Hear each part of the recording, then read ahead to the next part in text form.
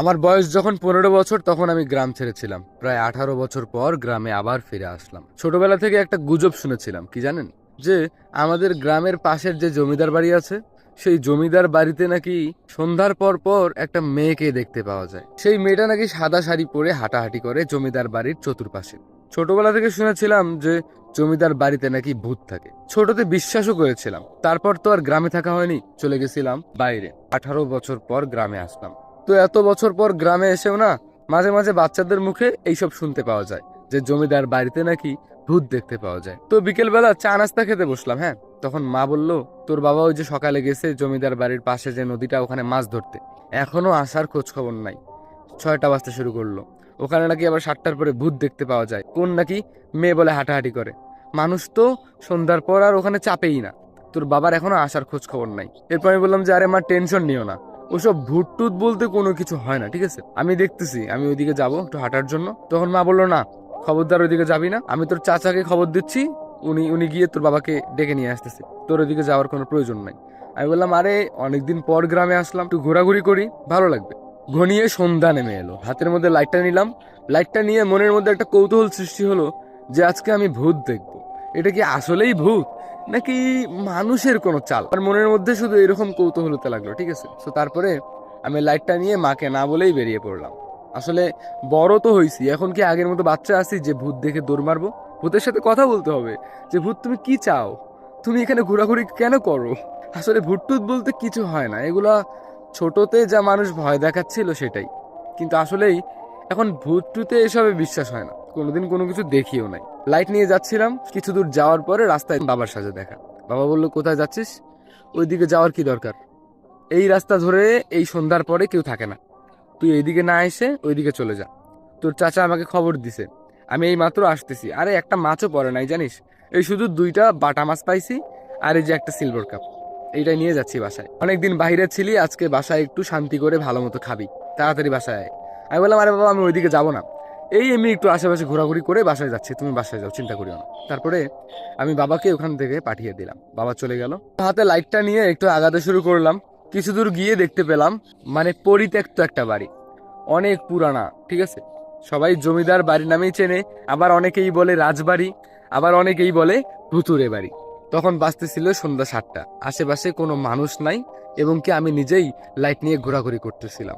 So কোনো কিছু চোখের মধ্যে পড়লো না। এরপরে আমি এক জায়গার মধ্যে বসে পড়লাম। এক জায়গায় বসে সিগারেট ছিল পকেটে, সিগারেট লাগালাম। ফোনের মধ্যে একটা গান ছেড়ে দিলাম, গান শুনতেছিলাম আর সিগারেট খাচ্ছিলাম। কিছু পুরনো স্মৃতি ভাবছিলাম, যে কিনা ছোটবেলায় আমরা কি ভয় পেতাম এই জায়গাটায়। মানে দৌড়াদৌড়ি করতে আসতাম, কেউ একজন ভয় দেখাতো, আবার খুব দৌড় দিয়ে বাসায় চলে যেতাম। মানে এতটা ভয় পেতাম এইসব ভুট্টুতে। আর এখন এইসব ভুট্টুতে কোনো কিছু বিশ্বাসই হয় না। তো যাই হোক, এরপর সিগারেটটা শেষ করলাম, গান শুনলাম। সো হঠাৎ করে না আমি একটা শব্দ শুনতে পেলাম। কিসের শব্দ জানেন? সেটা হচ্ছে যে কোনো কিছু একটা ভাঙার শব্দ, হয়তোবা কোনো কাচের বোতল ভাঙার শব্দ। হ্যাঁ। সো এরপর আমি চমকে উঠলাম। চমকে উঠে ভাবলাম যে এটা কি আমার মনের ভুল, নাকি আসলেই কোনো কিছু ভাঙার শব্দ হয়েছে, বা কেউ কোনো কিছু ভাঙছে। তখনও আমার ভুট্টুতে এসব বিশ্বাস হচ্ছিল না যে আসলে ভুট্টুত বলতে কোনো কিছুই নেই। সো এরপরে আমি লাইটটা ভালো করে মারা শুরু করলাম। সো যখন আমি লাইট মারলাম তখনই না সব কিছু শান্ত হয়ে গেল। এরপর আমি কিছু অনুভব করতে পারলাম যে রাজবাড়িতে কেউ না কেউ আছে, যে কিনা এরকম আওয়াজ করতেছে। সো এরপরে আমার মনের মধ্যে কৌতূহল এতটাই সৃষ্টি হইলো যে আমার রাজবাড়ির ভিতরে ঢুকতে ইচ্ছা করতেছিল। মানে ওই জমিদার বাড়ির ভিতরে, মানে এই পরিত্যক্ত বাড়ির ভিতরে ঢুকে দেখবো যে বাড়ির ভিতরে কি আছে। মানে এরকম কৌতূহল সৃষ্টি হলো মনের মধ্যে, ঠিক আছে? সো এরপরে আমি কি করব বুঝতেছিলাম না। যখন আমি বাড়িটার ভিতরে ঢুকতে ধরলাম, ঠিক তখন আমি কারো পায়ের শব্দ পেলাম হাঁটার, ঠিক আছে? সো তখন আমি একটা জিনিস চিন্তা করলাম, না, ভিতরে এত সহজে ঢোকা যাবে না, ভিতরে ঢুকবো না, একটু পরে দেখি এখানে কি কি হয়। সো তারপরে আমি আবার সেই মানে সেই জমিদার বাড়ি থেকে, বা রাজবাড়ি, ওই ভুতুরে বাড়ি, যে কোনো একটা, তারপর আমি ওখান থেকে বেরিয়ে আসলাম। বেরিয়ে তার সামনে একটা বড় গাছ ছিল, আর তার গাছের যে ডালগুলো আছে না, বড় বড় ডাল, সেই ডাল একটা হেলানো ছিল। মানে ডালের উপর বসা যাইতো ছোটবেলায়। মানে ওই ডাল থেকে মানে নদীতে ঝাঁপ দিতাম, ঠিক আছে? অনেক গোসল করেছিলাম নদীতে।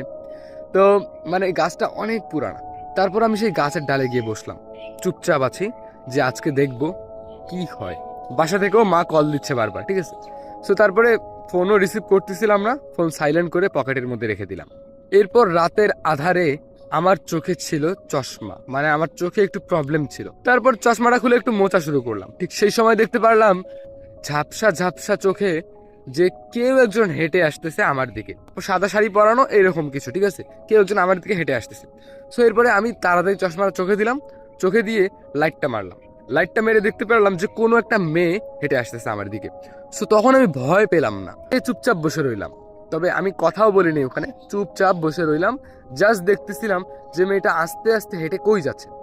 সো যখন মেয়েটা সামনে আসতে শুরু করলো, হ্যাঁ, যখন আমার সামনে আসতে শুরু করলো, ঠিক তখন আমার দিকে না এসে সে রাজবাড়ির দিকে ঢুকতে শুরু করলো। হ্যাঁ, সো তখন আমি আস্তে আস্তে বুঝতে শুরু করলাম যে এটা আসলে কোনো মানুষ, এটা কোনো ভূত না। কারণ ভূত এমনি হাঁটাহাঁটি করে না ভাই, আমি কোনোদিন ভূত দেখিও নাই। আর ভূত এরকম মানুষ, এটা তো একটা মেয়ে। আমি তেমন একটা লাইটও মারি নাই মুখের দিকে, কারণ রাতের অন্ধকারে মানুষের মুখের দিকে লাইট মারলে এটা কেমন বাজে দেখায় না। সো তারপর আমি লাইটও মারি নাই। কিছুক্ষণ পর দেখতে পারলাম মেয়েটা রাজবাড়ির ভিতরে ঢুকে পড়লো, মানে সেই ভুতুরে বাড়ির ভিতরে ঢুকে পড়লো। আমার মন বলতেছে যে রাজবাড়ির ভিতরে কিছু না কিছু একটা হচ্ছে। তারপরে লাইটটা অফ করলাম, ফোনের স্ক্রিনের আলোটা জ্বালালাম। আস্তে আস্তে হালকা হালকা আলোয় আমি আমি ধীরে ধীরে পা ফেলিয়ে ফেলিয়ে চলে গেলাম রাজবাড়ির ভিতরে। পুরো বাড়িটা একদম ঘুটঘুটে অন্ধকার। আর যে মেয়েটা এখানে ঢুকলো সেই মেয়েটাকেও দেখতে পাচ্ছিলাম না। তারপরে দেখতে পারলাম যে ডান পাশ দিয়ে একটা সিঁড়ি উঠে গেছে। সেই সিঁড়ির দিকে তাকিয়ে দেখতে পারলাম মেয়েটা উপরে উঠতেছে, তা আবার ধীরে ধীরে উপরে উঠতেছে, কোনো দিকেই তাকাচ্ছে না। আমিও মেয়েটার পিছন পিছন উঠতে শুরু করলাম। মেয়েটার থেকে আমার দূরত্ব প্রায় 20-30 হাত হবে এরকম। আর সেই রাজবাড়িটার সিঁড়ি, মানে ওই যে উপরে ওঠার যে সিঁড়ি আছে না, সেই সিঁড়িগুলো গোল গোল, ঠিক আছে, মানে অল্প একটু জায়গা যাইতেই অনেক দূর হাঁটতে হয়। মানে আমি আপনাদেরকে বুঝাতে পারছি হয়তোবা। তারপরে কি হলো জানেন, আমি মেয়েটার পিছন পিছন হাঁটতে শুরু করলাম। মানে ওটা